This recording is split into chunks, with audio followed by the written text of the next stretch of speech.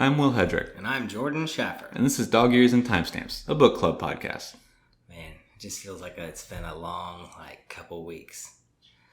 Just like I've learned so much, and then I've forgotten so much about what I just learned, because then it all felt like it kind of didn't matter. But it was fun to read and learn about while it was happening, it was a fun tape. But how was your week? What'd you do? I haven't caught up with you. Just worked. Yeah, just worked. Nothing changes. We're adults. It's all the same. It's all the same. Every week, every month, every year. Yeah, I think last week after the show we talked about a new season of anime coming out, so that's kind of exciting, honestly. Yeah. But yeah, there's not much. I bought this mushroom book, and I bought a new foraging book, so I'm kind of excited to go out and start picking some wild stuff. It's kind of lame, but I don't know. I've been because of how much this book has made me focus and pay attention and learn while reading. It's kind of, I think, piqued my interest in going after a bunch of other books. Yeah. Because of I've just kind of got, I don't know. It's sparked an interest in not really fun series reading, but kind of just learning reading. I have this beehive book that I kind of want to read and learn about beekeeping and beehives and stuff. I don't know if I'd ever do it, but it's just, it's always been kind of interesting, just how they work together and the hive mind, how that all works. And I don't know why this book sparked that. I didn't even realize it until I just started saying it, but I didn't buy any of these books until literally yesterday, and yeah, both yesterday. One in person, and then after I started reading it, the other one on Amazon. Yeah, I don't know. So it's just, I guess it's just weird. As a kid, I never thought I'd be interested in any sort of not necessarily an educational book, but I never went browsing through the nonfiction section. You know what I mean? Yeah. And at Tractor Supply, the two places I made sure to go, 3 places was clearance, the books, because I figured they might have a book like this, and then the chickens and the little baby chickens. I don't know. Oh, and I got my dog back. My mom was watching my dog, and he had heartworms and stuff, so I got him back. So it's kind of been a big week for me. Yeah, that's good. Yeah, lots of reading, and my dog's back, and it's cool. So, but yeah, what'd you think of the book overall? I don't know completely yet, I think. Yeah, let it sit in, sink in. Yeah. Or you talk it out. I don't know what purpose it serves, because it's kind of he gets too bogged down in making it work scientifically, everything that he's coming up with, and in imparting that scientific knowledge on the reader so that they can understand what it is that he's trying to say. And then the storytelling gets put in secondary to that. Oh yeah, the story is kind of put on the back burner. Really, you didn't necessarily need the story, just you kind of got most of his scientific concepts. I felt like he was just trying to get a fun concept across disguised as a story. I don't know. Yeah, I just don't know what. It doesn't seem to serve any sort of purpose other than Neil Stephenson came up with the idea. Mm-hmm. What if the moon exploded? Okay, what does that mean? What happens from there? This would be a cool story to explore, but I need to make all the science work, so let me focus on that. And it just doesn't seem fully fleshed out in a lot of ways. Yeah, and a lot of things too, I feel like he was pulling from modern ideas of our social structure, because the people even in this futuristic world, they were kind of going back to live on Earth, and they were looking at videos of old Earth to see how to judge each other almost, you know what I mean? There was a whole section of it where they were talking about these videos of old Earth and how it seemed like it had way too much influence just because we happened to live here before them. Why take any advice from us? It's we didn't ask the Native Americans how they lived here. We just started building houses and colonizing. They're nomadic, they didn't colonize any places. We definitely didn't take their advice. We just kicked them out and we just made our country. Yeah. Why would we take human advice from 4,500 years ago, you know what I mean? I don't think that they did, though. I think the only thing that it just seems socially they kind of do, you know what I mean? Well, it Yeah, there's definitely several different instances where it sort of reflects on, the sort of sameness of human nature and the way that they interact with each other. Yeah. But as far as like living on Earth specifically, the only thing that they sort of reference is, okay, what did the ecosystems look like? Because that was a working ecosystem. And so how do we try to manufacture that? Even there, they failed at that, and we're like, okay, well, let's tinker with it until it finds its own balance, and that may or may not have had any semblance of what old Earth was. Yeah, I just know that several times they referenced, like, videos that they had watched of people just doing social things. Like, there was still, like, 1 in 20 people thought of, like, racist things because of old ideas that had to be researched. Like, it was something that Well, even when they mention that specifically, they say that it's just someone then just taking an interest in something a little macabre and strange. They didn't then implement those beliefs to any degree. No, but it happened several times, and it was something that people were aware of. You know what I mean? Like, it was interesting to me that it was still, that, like, old Earth had such... it definitely weighed heavily on, like, how they behaved in, I feel like, a culture 5,000 years later, which I think more than anything, it's just humans. I don't know. Because there wasn't a break in humanity. It was still humans raising humans with the ideas that the people who raised them, who were also humans, imparted on them. So I know, but we're not doing things nearly the same way that people did that long ago. You know what I mean? I feel like we're just so I'm saying, you know what I mean, a lot. we're just so different than people 3,000 years ago that I think we think we're different. Well, socially, a lot of the things are still the same, except that there's not literal slavery. Yeah, I mean, there's still a caste system. There are still people that are better than other people from a caste standpoint. The strong only get stronger. The rich only get richer. The people who are above everybody keep the people below them in their position. Like, all of that is still almost exactly the same. It's just a little bit prettier. It's just hard for me to imagine that the world wouldn't have changed at all. But I guess it's also hard for me to expect just somebody from our time to create something from 5,000 years in the future. You know what I mean? Like, That's the appeal to time travel, I guess, is to see a world that you can barely imagine, that only has some sort of trace semblance to what humanity was that we remember. I think it's interesting how they still have a lot. It feels like the old world has influenced them a lot. Like, there's obviously still racism because there's still 7, like, well, now there are 7 super distinct, super different races. Like, the one that one girl had her race of people do, like, epigenetic shifts, you know what I mean? Which is cool. That was super neat. Just they were just super able to adapt to, like, any new environment. Right. And it seemed like there was racism between the 7 different people, right? At least between the 2, like, in the kind of Cold War that was going on. I didn't get that there was any racism, at least not in the literal definition of it, in that, to discriminate or oppress somebody based on race.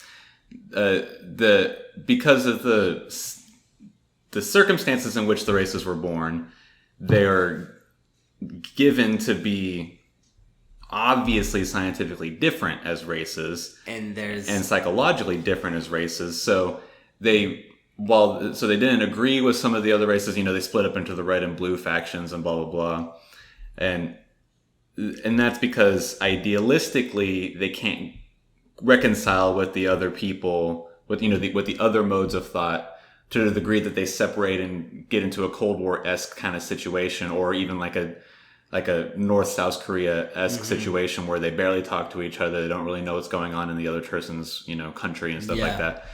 But and while that is literally based on the fact that they're different races, and so they think differently from a very base level, it's not them saying, well, because you're a Julian, I hate you. It's because you think in this way that I can't reconcile with, I hate you. And that just happens to be based on race. Yeah, no, it's more raw. It's like more real. Like, you hate a person because it's a very practical. Who they are. The rift is very practical and also at the same time ideological. Yeah, it seems like, I guess it's a prejudice without, almost like they have no choice to be prejudiced against certain types. Like, they're just, there is definitely an element of that. Yeah. They talk about how the Dianans and the Ivians have like a natural affinity for each other in the same way that Dinah and Ivy did, because they were friends. Yeah. And they raised their kids or not even raised them with the purpose of making their kids friends, but just like Dinah was always hanging out with Ivy probably. So her kids are probably with her hanging out with Ivy's, because just like if your parents are friends with someone's parents, you're likely to become friends with their kids, Yeah. And so that just, continues throughout time with them. And then on that same page, because of what happened during the big ride and everything like that, they're against Aida and Julia, and so then would naturally be like, all right, well, we're gonna go play with Ivy's family today. We're not, and don't bother talking to Julia's kids, because they're just as, in the same way that your parents might influence you. Yeah. And then that just, continued on through other races. But it even says that, like, on the Great Chain, the sort of ultimate metropolitan existence of the new world, there's a lot of mixing that happens in those high density population areas, where some of them have absolutely, some Dinan somewhere has gotten with a Julian and things like that. So there's a lot of crossover that does happen. I don't think that on a large scale any sort of racism exists. It's just purely the fact that these people are antagonistic towards our ideas of what we think is the right way that we should take humanity. And then they also literally physically split themselves from us. And so you can trace it down to their genetics.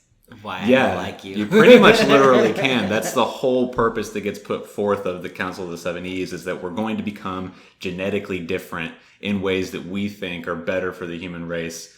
And that almost seems silly to me. Like, I feel like they should have just picked the one of them, the strongest one. Well, that was the whole point of the whole argument, was that they couldn't decide on any one course. And so the only way to reconcile was for everybody to have their own course. That was the whole point of that council. But they shouldn't have done it that way. They were wrong. So, I mean, they were. Yeah, they shouldn't have made 7 crazy different races that all hate each other down to the genetics. Like, they can't even choose some of them, it seems like. I don't know. Maybe I'm just projecting things. So, like, early on when we were reading, you texted me and you're like, oh, exactly what we were predicting last week happened. Like, it didn't happen. Or you said something we were like, immediately wrong about several things. Yeah. Namely being that we wouldn't immediately see Earth habitation. Wrong. That's literally the first thing that happens, is that we're dealing with a person who's part of the terraforming project by a company called Re-Terraform. And she's a surveyor. She's just seeing how things are going in the landscape that they're trying to recreate. I like that we got to see the Earth, though, because I didn't even think about how long it would take to build Earth back, the things that they were doing to, I mean, I know we probably talked about it a little bit in the other 2 episodes, but like how rebuilding Earth, how hard that would be, and how they were pulling like ice glacier or ice meteors and stuff, and they're crashing them on Earth to rebuild the oceans, and just doing all these different things to like terraform and like shoot like the animal genetics down onto the Earth and make them rehabilitate the planet. And it was kind of funny how they talked about how everything was redesigned based on the beauty that it once had, but since it was created by humans down to the like very like every detail, it didn't feel as beautiful, like because it was almost designed by a person. It is an interesting take on like how a world would be if we recreated it, and it gave me a little bit of a Hitchhiker's Guide feel, because like at the end of that book they're building planets, and it gave me a feel like that, and just because they did basically rebuild Earth. I mean, not down to the literal structure of the planet, but on the surface, reforming the Earth and reintroducing plants and animals. We definitely, at least in this story, we reintroduced those at a super accelerated rate. That would have taken much, much longer to happen on its own. And it might not have even happened in the same way. We might have gone back into a dinosaur type world for like a prehistoric type world. That would have been interesting. Right. That would have been interesting just to see how the world would have rebuilt itself. Like, I wonder what would happen if we all got wiped out without our knowing. Who knows? I like to think that it would be something that we can't possibly imagine, because we're so far different than dinosaurs. But mammals were around when dinosaurs were around. I don't know. Too much to think about and not about what this story's about. So, I mean, what... So this whole section is about it's 5,000 years after zero, 4,800 years after the Eves die, or however long they ended up living. They may have only lived to be like 100, so 4,900 years after the Eves die. Who knows? Yeah. A bunch of things happen. Obviously, during the first couple of thousand years, or like they're on Cleft for the first 1,000 years.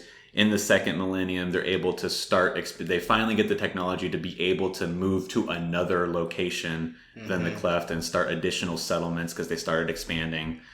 And then over the next couple of thousand years, it's just about accelerating technology. They build the giant habitat structure that sort of floats around this ring of a habitat structure that, is kind of like in a giant circle around the Earth.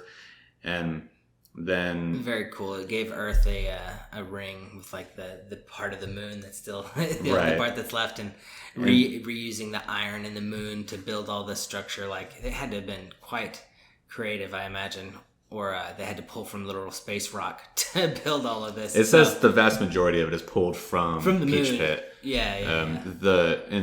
And then sort of in the everything that leads up to where we are happens in a much shorter period of time. It's like at like A plus 4,700 years, they start crashing comet cores into the Earth to build up the water levels, and then they can send down algae and things like that to live in the water to start recreating the atmosphere. And then they start planting seeds of plants for grass and trees and different things throughout the continents, and then start trying to figure out the balance of wildlife with newly created organisms and blah, blah, blah.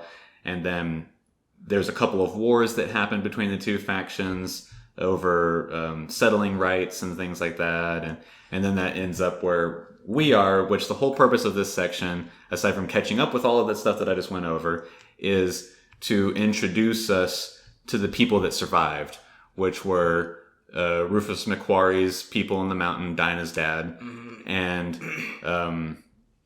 Clive's, whatever his name was, I can't remember, Carl, Ivy's fiance, his people that survived in the submarine. Yeah, basically and then became mermaids. Yeah, what I didn't understand is, I mean, I guess we thought that there wouldn't be any ocean left, but apparently they went down in the deepest, darkest trenches and still existed safely.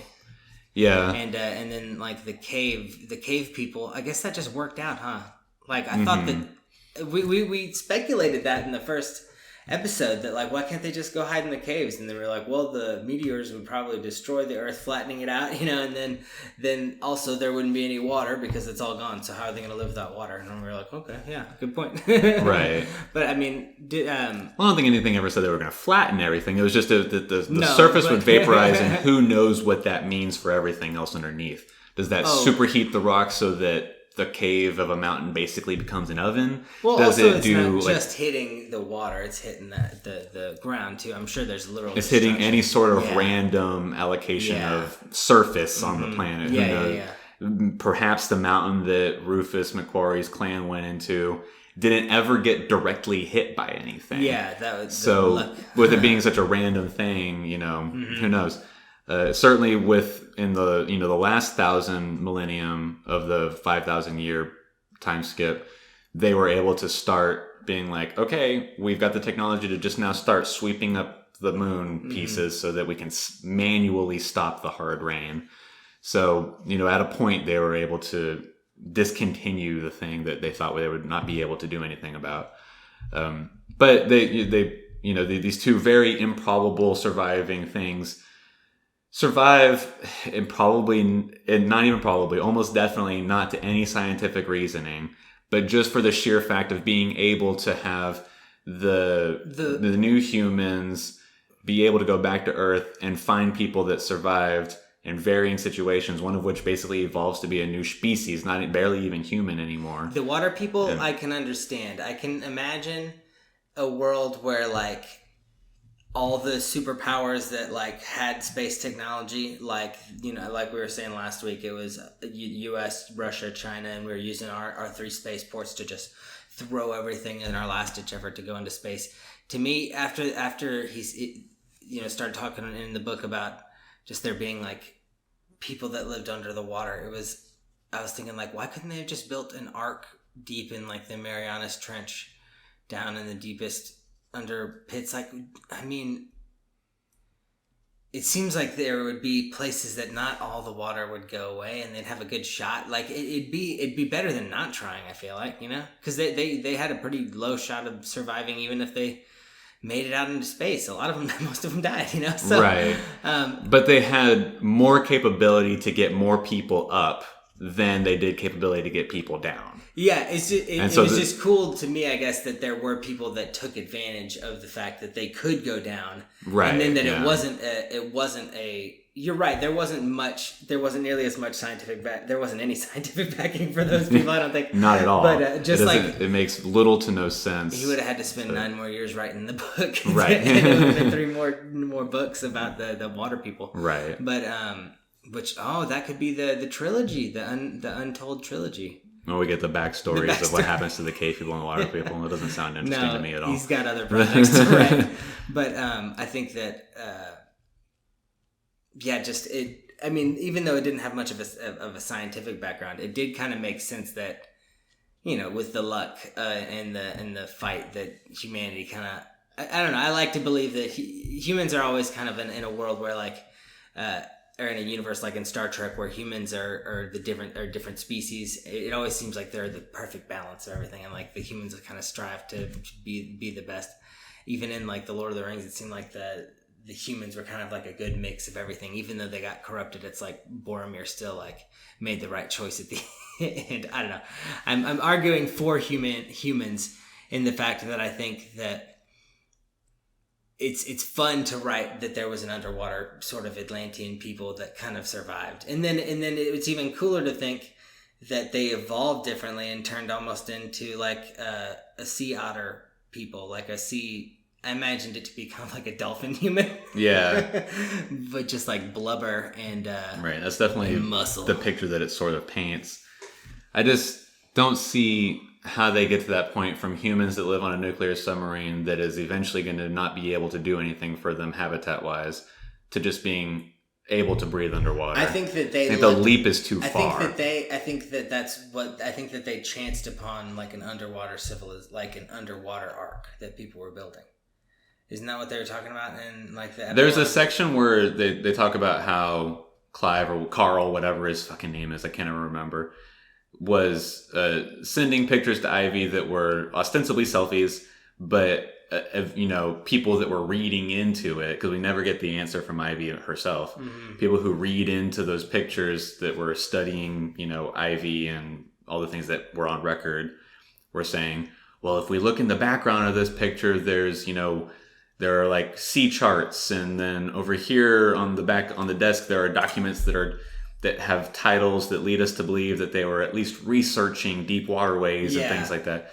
So there was never any arc down there. There was just research that said, for what you can do, take this nuclear submarine to these places that are the deepest and are connected and give you an option to be able to move if you have to, because the body water that you're already in starts to evaporate too much. You can try to get to the next one or whatever it is, you know.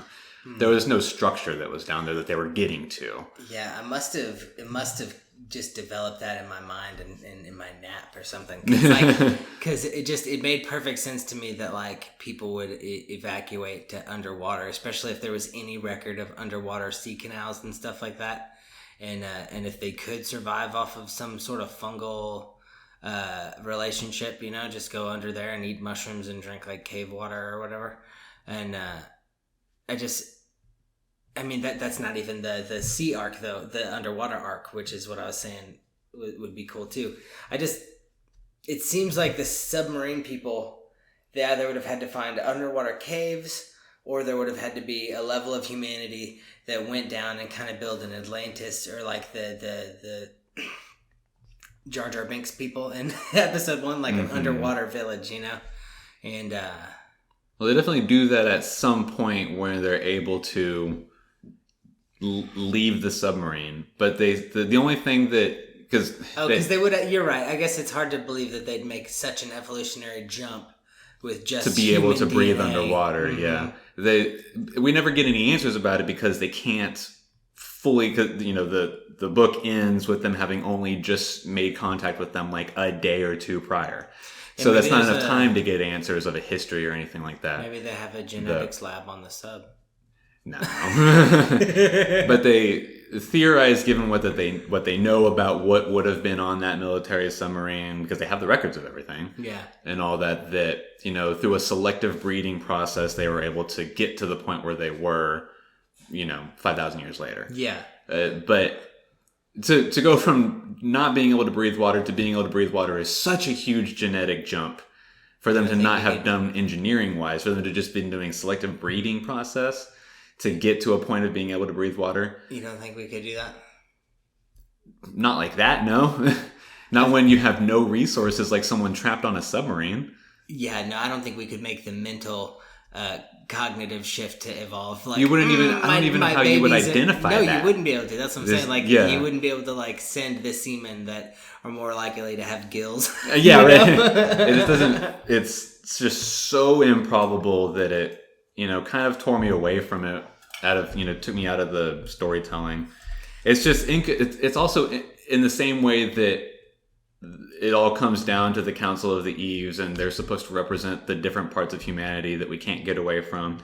Like I was complaining about last week, and complaining about them allowing Aida to be a part of that, is that so much of this book, almost to the detriment of it, only cares about the science of things, and then these things come out of left field. Like, we have to let Aida be part of it because that's the destiny of humanity, and these people that were stuck on a submarine with only last-second resources, even less than what the last-second resources of the space station had, were able to evolve to the point where they can breathe water. Yeah. It just doesn't make any sense, given the context of the rest of the book. Yeah, it just kind of feels almost like a passion project. Like, he kind of wanted to create this future world where, and then it almost feels like he took an intro to sociology or something too, because it just talks about how it almost seems like humanity hasn't changed at all. Like, there's always going to be a red versus blue. There's always going to be some sort of competitive edge to humanity. I mean, that's what keeps us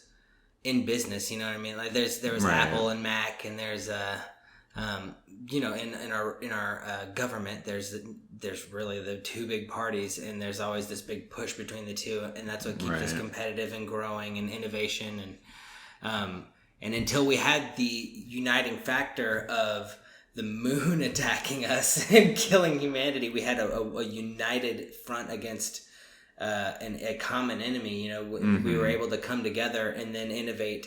But there was still, you know, it was us versus the hard rain. So there's always. It feels like he was writing just kind of the struggle of life, you know, that it's always something versus something. It felt like a very negative kind of outlook on everything. Like, there's always going to be some battle. It's never going to, nobody's ever going to get along completely. There's always going to be a little bit of racism. you know, that's the vibe I got. I think that's, if there is any sort of purpose to the book, it is sort of to commiserate with Neil Stephenson in that nothing ever changes. Yeah, truly. That was the vibe I got. That's sort of just kind of the only thing that I'm able to try and take from it is that, nothing, which is something that I subscribe to, nothing is ever going to change on a grand scale. Humanity will always be humanity. Even if we're sea people. Maybe at some point we'll become marginally less cruel to each other, but we're still going to be basically the same. Yeah, when you look at broad strokes, everything's going to continue to be the same, and because we have been successful in doing so. That was kind of fun socially, how he talked about the was it the diggers? That's what they call them. Yeah, and how they treated like their women. You know, they could tell at 6 what they were good at. And you're like, okay, these are breeders. These are but that was born of the extreme restrictions that they had, that they literally could not support more than a population of like 500 or something like that, because it was literally impossible to grow until they could leave the cave. Yeah. And so like, okay, we can't, it's a physical impossibility for us to support more than 500 people. So there needs to be a committee that decides who gets to have kids. And therefore, we need to pick the people who are best suited to have the best kids to best continue our chances of surviving as a human race. Yeah. Because for all they know, they were the only living humans, you know? Yeah, when we talk about it now, it feels more choices out of necessity. But when it was given in the book, it felt kind of just like very patriarchal. You know, it felt like it definitely is a patriarchy. And it felt very like... I guess because it was so calculated and down to the very core of like necessity, that might have been why it felt a little bit sexist in our sort of cushy, our cushy world that we live in, because we live in a world that we couldn't understand and imagine the choices they have to make, which are super hard, right. And it was a cool take socially, I guess. And then it would have been interesting to get more backstory on the sea people and see if they were, if they hit their sea wives or whatever. I don't think they did, but they had more space than a lot the cave of space. People, so they you definitely. Think it was hot in the water? I'm sure it was. The world was boiling. So you think they had space up until recently, or just for the last 1,000 years? They were trapped up until the point that the children of the Eves started, creating more water on the planet, and then they were able to, spread out to larger pools or whatever. But we don't know how small those initial pools were. Maybe they were certainly bigger than the single cave that Rufus and his clan were in. How scary would that be to start seeing like sharks and all kinds of scary stuff come back? Yeah, and they don't mention how far they get on the sea life part of it. They seem to only say that even on land, which they were focusing on, it seemed like ecology-wise, was the largest predator were not even wolves. They call them canids because none of the creatures that they put back on Earth are at all what the creatures were prior in old Earth. Rather than trying to recreate an ecosystem that they had never created before, they're like, well, let's just create our own and get it over with. Yeah. And just see what sticks. So I don't know that there were sharks. What's a good fish they could just reintroduce that like would grow really big, but then it could tuna. Okay, so and then it could eat smaller tuna, and then the small tuna could hide in coral and seaweed and stuff, and eat seaweed and grow until it was big enough to eat other tuna. Yeah, I'm trying to think of a fish that would be able to that could be self-sufficient. Own the ocean, and be self-sufficient, but so that people can start fishing because we need. But no animal source. That I am aware of can can only have its own thing. Yeah, that would be weird. Because then you start fucking up your DNA too much. A lot of animals definitely do cannibalize, but that's not their sole source of sustenance. Yeah. They just eat everything, So you would have to have multiple species, and, they could cannibalize to some degree, but they would have to have the option to be able to eat other things. Otherwise, they would just destroy their DNA. Yeah. Well, I mean, what did you think about the book overall? Would you recommend it to people? Would you? I would recommend it with a lot of caveats, and I would only even do that to certain people. Yeah, I think you'd have to ask me about it. I don't know if I'd bring it up. It was worth reading. I can't even think of anybody that I would recommend it to with caveats. I can't think of a single person that I know that would take it even close to the same way that I did. I think I'm 52% positive on it. Just enough to have a majority positivity. Are you going to see the movie if it comes out like it's planned? I mean, I don't watch a lot of movies, so probably not. Just based on that, not because I wouldn't be excited about something that I read, but I just don't watch movies. I'll bring it over. We'll watch it. It's weird because it's not like I didn't enjoy it, but it did kind of feel like it was lacking. It was kind of like Avatar, like it was a really cool. It was fun to watch, but I don't know if I'd watch it again. Like I haven't watched Avatar since the theater because that was the spectacle to see it at. It was to see it in 3D. It was a visual spectacle. There was nothing to care about story wise. Yeah, and it's like the spectacle of this book was like really getting into it with you and reading on and tearing it apart every week. And now the next spectacle I feel like is going to be seeing it on the big screen because it'll be able to put maybe a little bit more solidifying features onto some details I couldn't maybe visualize, or I didn't visualize because I just kept reading. Right. Sometimes I don't visualize things out of necessity because it's not a big deal and I can just keep reading and it's like, okay, well, I didn't need to really think about that too hard. It was just the thing that did that or whatever. Right. And yeah, I'm excited. I'm excited for like the movie, and I think it'd be a good movie. It was a cool read. And I think he's a good author. I'd like to read more of his stuff. I've heard he's got a lot of stuff that's like this. It's maybe not as detailed, but it's very. I've heard a lot of good things about his storytelling, and I guess this was the first one that I had read reviews of. Maybe his storytelling wasn't as fledged out, but it was definitely scientifically fledged out. So it was a good read. There's definitely like next to no story in this until the time skip. And the only reason that there's story there is because I feel like that's what he wanted to get to.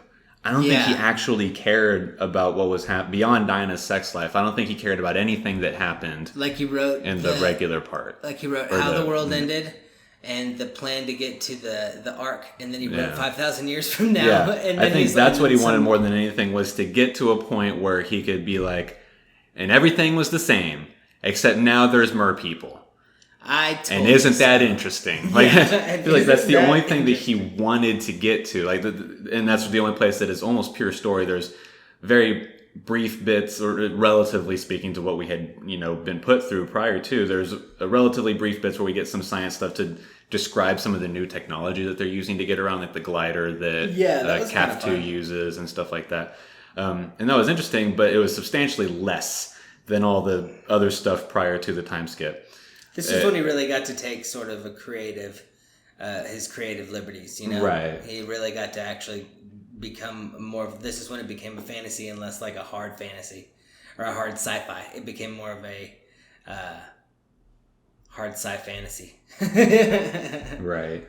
I think that, the post time skip was what he actually cared about. Everything leading up to it was just a vehicle to get there, to take us from something that we can recognize and sympathize with because it's present day. Yeah. And then having put us in with these characters or humanity as a whole, then kill them all off in the time skip and get to the point that he cared about. And because he didn't care about any of the present day stuff, he didn't have any qualms with not doing any actual storytelling and just loading us up on science so that we can then enter the time skip with enough knowledge to be able to grasp these sort of advanced theoretical ideas that he has about, all the smart technology that helps CAF2 basically meld with her glider and be able to control it with her mind and like all this sort of stuff. And it's an interesting writing mechanic to just to write such hard science. It's like interesting. Like the only thing that this book did to me was just make me think, I guess in general, I don't even know what about. And then to at the end be like, yeah, probably nothing would change. Everything is going to continue to be just as equally good and bad as it always has been. Like humanity will always be the same. And I think that it's good to, at times, get out of like the fantasy environment and read something kind of real like that. Yeah. And to just, kind of come back to, some not so pretty conclusions about how existence works. But there was just nothing but that literal idea in this book. Right. Was that everything is the same. Yeah, with such a hard throw into science, it feels kind of, why'd you write that's the message. Like, if that even is the message, it's just the only thing that I can even try. It's the only thing that I can conceive of. Yeah. Yeah, we both read it. I mean, we got the same message. I think we nailed it. Probably. I don't know. It's a very strange book, and I don't know why it exists. Yeah, it shows a lot of research. I don't know. You're right. It's like he had the idea and then got lost in the weeds of researching and couldn't come out of it. But then felt very committed to the idea. It's like when you can't let go of an idea. I don't mean to rag on the author at all, but it's like he's gonna listen. Right, yeah. But I mean, you know, when you get so attached to one of your ideas that you just can't let it go. Right. And certainly if you then find yourself 4 years into research on it, you're like, well, I've got to do something with all this fucking time I spent. So. And then a couple years later, your editor finds out that you're still working on it. And then it's 7 years into the project and you're like, shit. And then 9 years down the road, you finally get it published. It's like, they're lucky I threw a story on here. Right. And just publish a dissertation on the future planet. Right. It's just so weird. Yeah. I don't know that I'll ever find any other meaning in it besides what we've talked about today. Kind of makes me want to read a science book, but like for dummies. Science for dummies. There was actually a Neil deGrasse Tyson book. I saw him on a YouTube show, and he was like promoting his book, and it was astrophysics. Dr. Bois book. Dr. Bois. But there was it was like astrophysics for people in a hurry, and I don't think I'd probably even be able to understand it. But it makes me think like I'm probably gonna go hunting for some literature. I feel like I'm gonna go down a learning rabbit hole these next couple weeks. Yeah. You want to tell everyone what we're doing, what we're planning for the next? Yeah. So we're gonna take sort of a summer break, a summer vacation from the book club. Episodes are still going to publish over the next 2 weeks, and then we're going to get back to reading. We just are going to take the opportunity to, figure out what we're going to read next. We tried to figure out what we were going to read prior to recording tonight, and we kind of half-assed it. We threw a couple of ideas out there. Weren't super excited about any of them, so we're like, we'll hold off. Yeah, and we had been chewing on the idea of Chernobyl and doing an episode on that. So we have that, and there's an episode you have banked up that's like a special, kind of release episode that'll be fun, and yeah, I think it'll be good for us to take a couple weeks off just from reading. Not saying that, hey, everybody needs to take a break off reading, but it's always good to... honestly, reading with a deadline is certainly this book. and I think it'll be fun to read some of the other things that we've been touching on that I need to finish Red Season or Red Skies. Yeah, and honestly, this book made us kind of throw away some other commitments that we had, not necessarily like work commitments or things. You took off work today to read. So I mean, it's just like it kind of did. It's not like you couldn't do it. It was a big toll getting through this book in the fashion that we decided to get through it in 3 episodes, which is obviously self-imparted. But the last book was a single chapter. There's no way we could have known how to break up those 300 pages without saying just evenly 150, which might have been in the middle of a really important part. Yeah, and I think it might have almost. I don't want to say that it might have spoiled the book, but it could have added a little bit of a nasty tinge to the book since we read it so quick at a rate that was reading with the deadline. So I think it'll be good. We're obviously, like you said, still coming out with episodes where we wouldn't stop, but it'll give us time to just sort of pursue as far as assigned reading goes. Yeah. And I think it'll be fun to come back after. Break from it, I think it'll be even fun to talk about during the Chernobyl episode too, like what stuff we've been reading just for fun on our own, and that'll probably influence the book that we pick that week. So I think it'll be fun to just let it churn and think about it. Yeah. So next week, look for the banked episode that I recorded with a friend of ours, Nick.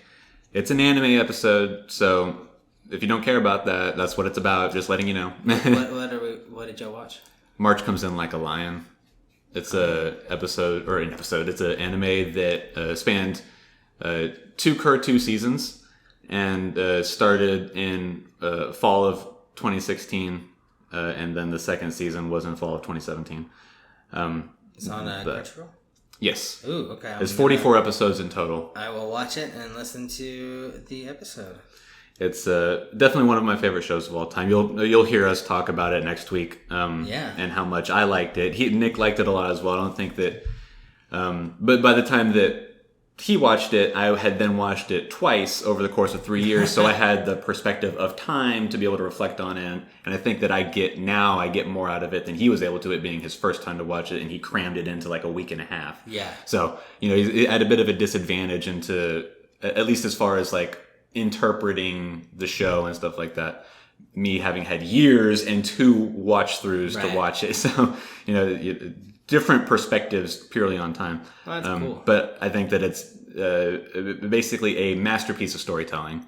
And what you did? No. On the podcast? Well, yes, I think that every week. But the show, I think, is a masterpiece of storytelling. And okay. It's and then after that, we'll be the week after we'll be releasing our episode where we just talk about the HBO miniseries Chernobyl. Which obviously is a sort of like not straight up documentary, but a dramatized version of the true events of what happened in Chernobyl and around the event. I have watched it now since we've been talking about it, and it's very good. I really, really liked it, and I'm excited to talk about it. So I might give it another watch, and then I'll be to freshen up. Yeah, you got a week and a half to do it. Yeah. But it was good, and I think it'll be fun to talk about that and some of what we've been reading over the last couple of weeks, and just sort of. So be looking for those, and at the time of the Chernobyl episode will be when we let y'all know what it is that we'll be reading next, and continuing on in the book club element of this show. Yeah, well, you guys know how to find us as always at ears_stamps on Twitter and Instagram, and dogears and timestamps at gmail.com. Dogears ampersand timestamps on all of the podcast platforms, wherever you get podcasts. And I won't see you guys next week, but you'll see us, the show, next week. Yeah. And then we'll be back in a couple weeks, and I'm excited. And then I think it'll be normal. Good. Yeah. Yep. Everybody take the time to read whatever you may. If you only read, a book every 3 weeks with us, and have been putting other books off that you found interesting or that may have come out that you want to read, now would be a good time to just grab those and knock those out. Yeah, let us know what they are, how you like them. I want to know. I need some books to read. Right? Yeah, I mean... Like there's not too many. I know. I mean, I'm all for more suggestions too, though. I mean, sometimes you really get a good one. So... for sure. Yeah. Well, in any case, look forward to all that, and I guess we'll see y'all in a live sense, quote unquote live, at least in a current sense, here in the next 2 weeks. So, I'm Will Hedrick. I'm Jordan Schaffer. This is Dog Ears and Timestamps.